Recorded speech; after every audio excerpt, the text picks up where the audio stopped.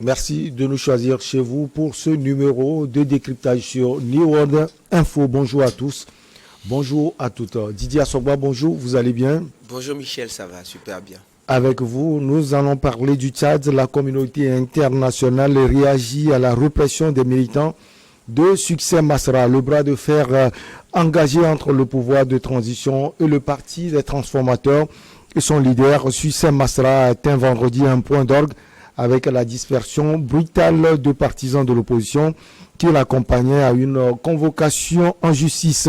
Dans ce contexte, et même si le gouvernement a annoncé que le procureur avait décidé de suspendre cette convocation, la communauté internationale est sortie de son silence.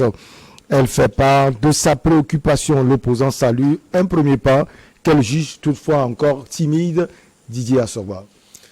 Oui, bien entendu, vous savez que le pouvoir de transition donc au niveau du Tchad se trouve en difficulté naturellement parce que le scénario tel qu'il a décrit ne se déroule pas dans la réalité.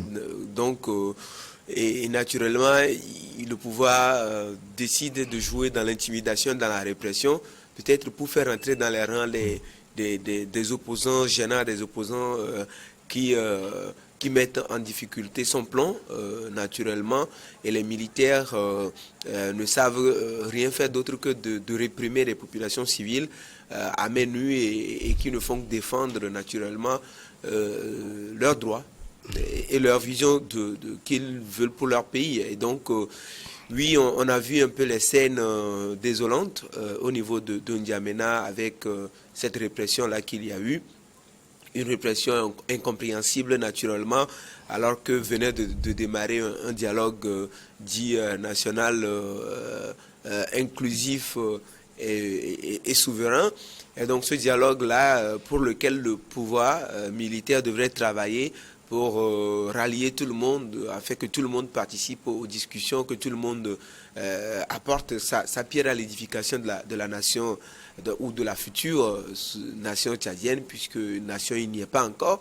Et le pouvoir plutôt a choisi de jouer dans l'intimidation avec la répression du leader Succès Masra qui a du vent en poupe actuellement et qui naturellement défend des positions réalistes pour la réussite du dialogue et la refondation même de la nation tchadienne. Et ça va de soi que pour une des rares fois, et ce n'est pas très tôt non plus, que la communauté internationale réagisse pour faire comprendre aux militaires, au pouvoir que oui, c'est pas que si la communauté internationale ne parle pas ou si plusieurs partenaires du Tchad ne parlent pas, ce n'est pas qu'il n'y a pas à dire, mais c'est peut-être par souci, enfin, je ne sais pas, la communauté internationale s'était compromise elle-même dès le départ et peut-être a commencé par retrouver son autonomie, à retrouver ses langues qui se délient naturellement et donc elle a commencé par réagir, même si c'est timide cette fois. Je pense que c'est un signal fort pour N'Djamena de ce que, oui, des gens qui le protégeaient hier ont commencé par dénoncer un certain nombre de ces actes, de ces initiatives qui ne collent pas naturellement avec la démocratie voulue au niveau du Tchad. Alors, vous pensez que la réaction, elle peut aller un peu loin pour Succès Masra? Cette réaction, on dit provocation, elle est timide. Est-ce que dans l'avenir, la réaction probable de la communauté internationale peut avoir de l'impact sur ce qui se fait actuellement au Tchad? Tant que la communauté internationale se mettra dans la posture qui lui fait jouer finalement aux deux poids, deux mesures selon un pays à un autre, ça va être compliqué pour elle naturellement de défendre les mêmes principes un peu partout dans le monde. Donc ce qui est valable pour d'autres pays, notamment le Mali ou ailleurs, est valable également pour le Tchad. Et donc si on doit condamner les actions d'un pouvoir militaire, fut-il d'un orphelin entre griffes général au pouvoir, il faut naturellement que les mêmes principes qu'on défend au niveau du Mali, au niveau d'autres pays, soient les mêmes principes qu'on défend au niveau également du Tchad. Et donc, naturellement, les droits de l'homme ne sont pas à géométrie variable. Les droits de l'homme tels que défendus en Allemagne, en France, un peu partout, sont les mêmes pour les Tchadiens également, qui sont des humains. Et donc, ce qui est valable, ce qui est bon pour les Européens, est bon pour les Tchadiens aussi. Et donc, il faut qu'on continue de condamner fermement, alors là, fermement, les manquements du pouvoir de transition des militaires et des généraux au niveau de N'Djamena. Ce communiqué reste un communiqué un peu timide, naturellement, la teneur est un peu molle, même si il y a eu un certain nombre de choses avec le langage diplomatique, on peut comprendre beaucoup de choses. Il aurait fallu être un peu plus ferme et un peu plus direct, se dévoiler un peu plus dans cette condamnation-là, et certainement commencer par se dévoiler en mettant un peu de pression sur le conseil militaire de transition et naturellement le général 4 étoiles Déby, pour finalement que les militaires qu'on envoie sur le terrain pour réprimer les manifestants civils sachent raison garder et arrêtent de tirer à balles réelles sur des civils qui sont menus, parce que la plupart des rébellions armées participent naturellement aux discussions donc engagées. Donc, si l'armée elle-même se permet de tirer à balles réelles sur les manifestants, donc cela pourrait, à mon avis, susciter encore des velléités de rébellion armée au niveau du Tchad, ce que naturellement personne ne voudrait. Alors, la convocation de Sucé Masra, elle est suspendue par la justice tchadienne, Didier Assogba. Et là, le ministre de la Communication, Abderrahmane Koulamala, l'a dit, il est le porte-parole du gouvernement tchadien. Est-ce que selon vous, c'est un pas posé vers l'apaisement dans ce pays? Ce n'est pas suffisant. C'est quelque chose, mais ce n'est pas suffisant. Vous parlez de suspension d'une convocation qui n'avait même pas raison d'être. Et donc, il fallait simplement annuler. Et là, on comprendrait naturellement que le pouvoir s'inscrit dans une logique d'apaisement réel de la situation sociopolitique au niveau du Tchad, et certainement chercherait des couloirs de discussion avec le leader des transformateurs et d'autres leaders naturellement qui ne veulent pas participer aux discussions, chercher des couloirs parallèles de discussion avec eux afin de les ramener dans le cadre des discussions en cours. Encore que ces discussions, naturellement, le format, le contenu, un certain nombre de préalables n'avaient pas été remplis, et donc on peut naturellement suspendre les travaux au niveau des discussions afin de permettre de s'entendre avec les contenteurs, les frondeurs, afin de pouvoir les ramener à la table de négociation. Mais on se permet au niveau de la justice de suspendre. C'est réellement une preuve que la justice n'est pas indépendante. Elle dépend naturellement, certainement, répond aux ordres des généraux qui ont décidé simplement de suspendre cette convocation, quitte à la remettre encore en selle lorsque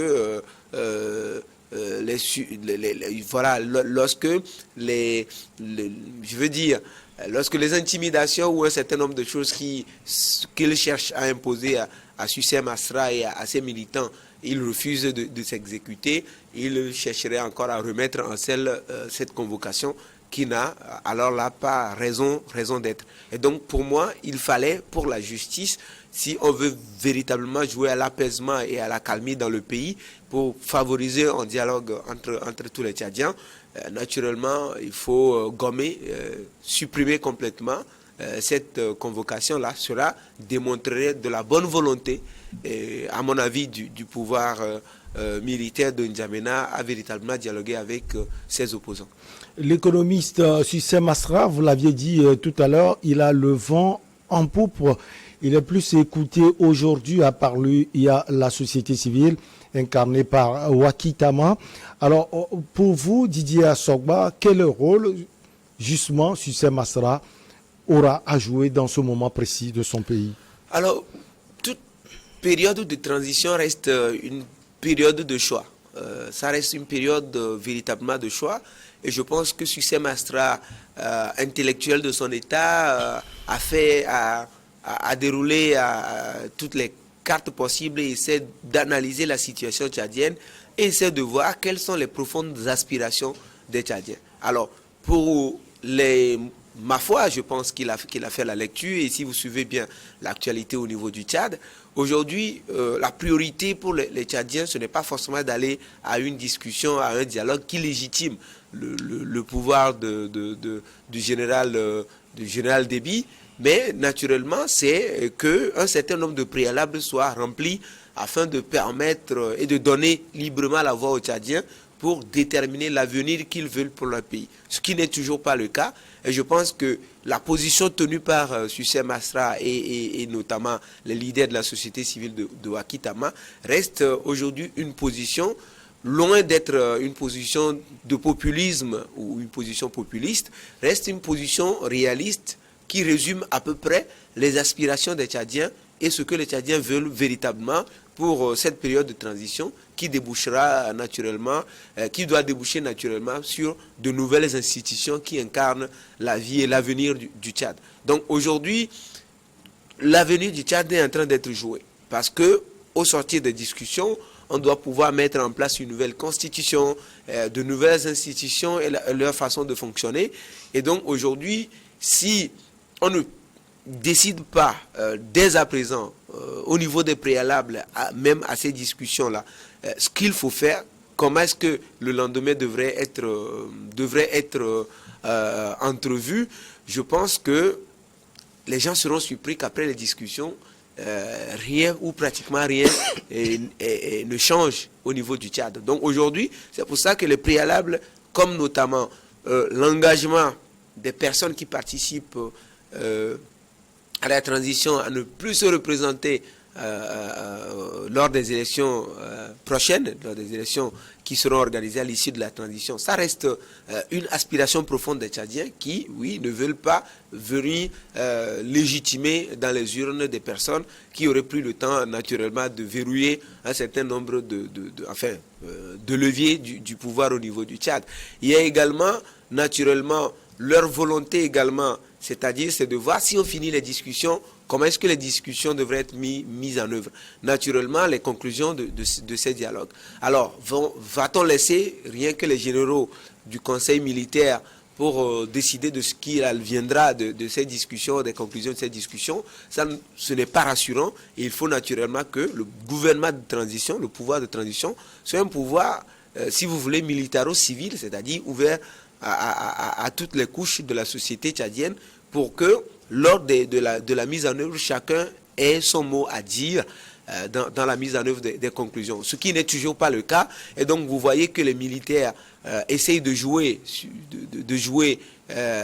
naturellement à la montre avec ceux qui participent aux discussions et qui, vous voyez, à la fin, vont juste légitimer les projets de ces militaires-là, de ces généraux-là du Conseil militaire de transition.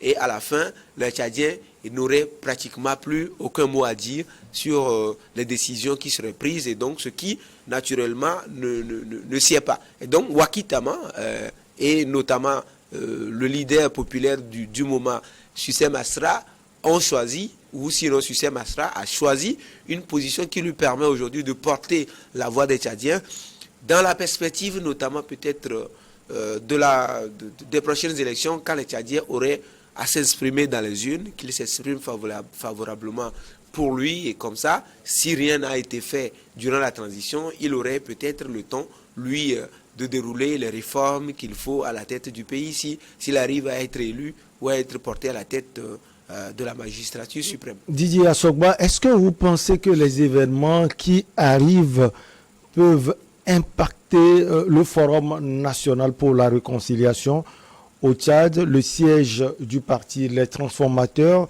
la répression des militants des transformateurs, la convocation du leader, le jeune Succès Masra, et puis la volonté affichée, on peut en parler également, Didier Assogba, par Mahamat Déby Itno qui avait dit ouvertement que la porte est toujours ouverte pour tout le monde. Non, je crois qu'il ne faut pas trop donner crédit à ce que déclare Mohamed Déby Itno. Ce n'est pas peindre aussi en noir tous les efforts qui sont faits. Il y a eu le pré-dialogue de Qatar. C'est quand même une volonté affichée, Didier Assogba. Oui, on sait ce à quoi il est en train de jouer. Si vous êtes politiste ou politologue, si vous voulez, c'est toujours le même procédé des militaires ou des pouvoirs dictatoriaux qui tentent juste de s'ouvrir. Alors là, au niveau du Tchad, actuellement, ce qui se fait, c'est que les généraux autour de Mahamat Idriss Déby Itno essayent de travailler pour s'ouvrir juste un peu, pour qu'après rien ne change. C'est de cela qu'il s'agit, c'est-à-dire qu'il travaille à désarmer les oppositions rebelles qui ont des armes et qui peuvent se montrer très gênants pour les militaires au pouvoir. Et donc, lorsqu'ils seront désarmés, lorsqu'ils seront participants ou partisans d'un accord qui serait signé, on pourra leur opposer cet accord-là et les contraindre à déposer les armes et à ne plus venir déranger le pouvoir central de N'Djamena. Et donc, à partir du moment, si vous comprenez le procédé même, et si vous entrevoyez l'issue même des discussions et des efforts, paraît-il, entre griffes, qui sont faits et qui, à la limite, s'apparente juste à un peu de saupoudrage, parce qu'on ne peut pas être en train de faire une chose et son contraire en même temps. C'est-à-dire que si on a pu faire un pré-dialogue avec des rebelles armés pour pouvoir les ramener à la table de discussion, pourquoi on va caillasser, on va détruire le siège d'un parti politique civil, d'une opposition civile, avec un leader qui ne fait que porter de la parole et qui ne fait que porter les aspirations des Tchadiens. Lui n'est pas armé pourtant. C'est lui qui est malmené, c'est lui qui est convoqué à la justice, c'est lui qu'on tente de... Donc vous comprenez qu'on fait une chose et son contraire à la fois. C'est-à-dire qu'on pense que, bon, Sucé Masra, il est populaire, mais bon, il n'a pas d'armes, donc il y a point de besoin de faire des concessions avec lui. Pendant que pour les rebelles armés, les opposants rebelles armés, oui, puisque eux, ils ont des armes, il faut aller discuter avec eux, faire un pré-dialogue pour qu'ils puissent déposer les armes, les désarmer, afin de les ramener à la table de discussion. Vous voyez cette dichotomie dans la conduite même de la transition par les militaires, cache mal leurs projets, leurs idées à l'issue de la transition. Et donc pour moi, aujourd'hui, on ne peut pas dire que rien n'est fait, quelque chose a été fait, mais vous voyez que Mohamed Idriss Déby Itno est en train de travailler à avoir une prolongation. C'est pratiquement fait à la tête du pays. Vous le pensez? Oui, je pense que c'est pratiquement fait pour une prolongation. 18 mois de plus. 18 mois de plus. Et à l'issue de ces 18 mois de plus, là, il n'est pas prêt aujourd'hui de partir parce que vous voyez des déclarations d'un certain nombre de membres de gouvernement qui disent que Mohamed Idriss Déby Itno est aujourd'hui le représentant de Dieu sur la terre et que si Dieu veut faire quelque chose pour vous, il passera par un homme. Donc Dieu veut faire quelque chose pour le Tchad. C'est le Dieu tchadien. Voilà. C'est que Mohamed Déby Itno aujourd'hui est le Dieu, le représentant de Dieu sur la terre. Donc quand il est au niveau du Tchad, il est pratiquement le Dieu du Tchad. Donc si des déclarations commencent comme ça par sortir, ce n'est pas fortuit. Vous analysez, voir comment est-ce qu'un ministre de la République peut prendre le risque de faire une telle déclaration, sachant qu'il est dans d'autres considérations karma. Et donc, à partir de ce moment-là, vous comprenez que c'est un projet qui est dans le laboratoire et on veut travailler à ce que Idriss Déby Itno fasse une transition qui lui permette de s'éterniser à la tête du pays, comme son père a pu s'éterniser dans le pays jusqu'à son décès dans des conditions jusque-là non élucidées. Didier Assogba, vous êtes éditorialiste. Merci beaucoup à vous. On a parlé du Tchad, la communauté internationale réagit à la répression des militants de Succès Masra. C'est le chef du parti Les Transformateurs. Allez, on marque la pause et derrière, on reçoit Maître Eric Emmanuel Sousa.